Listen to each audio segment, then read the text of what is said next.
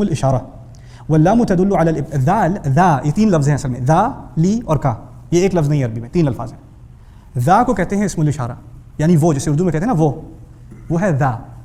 لی اللام للابتعاد، لام کا مقصد ہے کسی دور چیز کی طرف اشارہ کرنا، یعنی اگر میں وہاں اشارہ کروں کہوں گا ذا کا، اور وہ آگے جا کے ذالکا، سمجھ رہے ہیں؟ تو اللام للابتعاد۔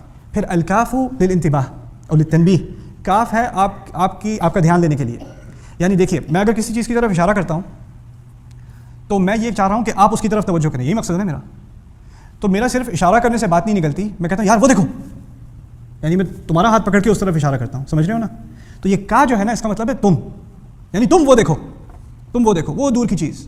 اب وہ دور کی چیز ہے اس لیے آسانی سے نظر نہیں آئے گی، تمہارے ویو میں نہیں ہوگی، تو تمہیں تو خاص تمہاری اٹینشن لینی پڑے گی۔ یہ کاف ہے، الکاف للتنبیہ، اور کاف میں تمام انسان شامل ہے، لیکن پہلے کیونکہ کاف یہ مفرد ہے، سنگولر ہے، واحد جسے اردو میں کہتے ہیں، اور اس کے واحد ہونے کی وجہ سے اس کا پہلا اشارہ رسول کی طرف ہے صلی اللہ علیہ وسلم۔ رسول کو اشارہ کیا جا رہا ہے کہ یہ کتاب بہت دور کی چیز ہے،